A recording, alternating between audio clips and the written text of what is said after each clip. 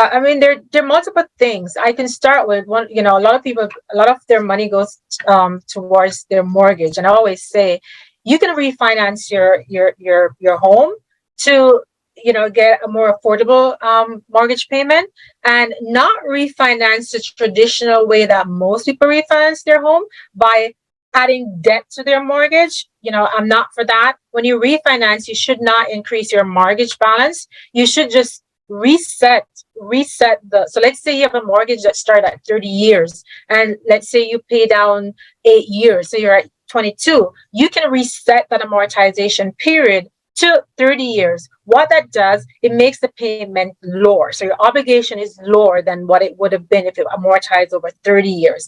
And then that becomes more affordable. The other thing you can do, look at ways you can cut expenses, right? Sometimes we have these cables that we do not need. We have so many channels, we can't watch all of them. Cut out some of those, right?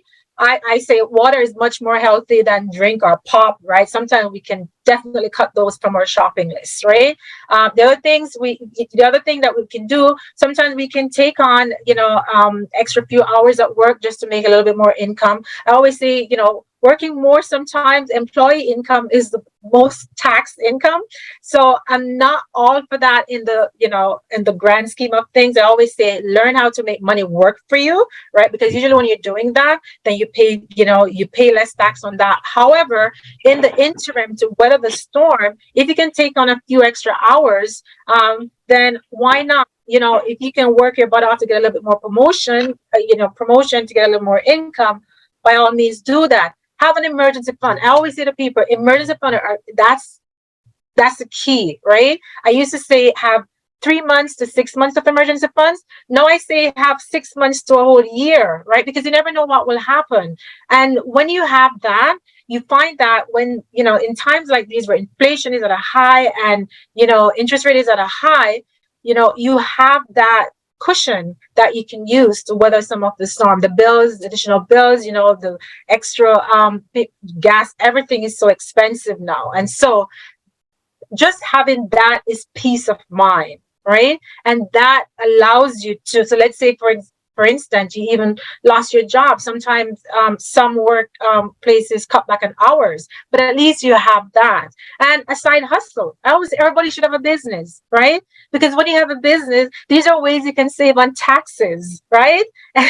And these are ways you can increase your cash flow, because increasing your cash flow will help you to come into more income where you can invest even more. And I always say, try to invest in hard assets, right? I invest in real estate because I believe that even with the recession, people need a place to live, and your rent will stay. And as long as you're cash flowing, rent keeps increasing. So even if, they're predicting that the house price will go down, it doesn't matter, because guess what? You're not selling the house. You just have it. The rental income is paying on the mortgage, and you have your investment, right?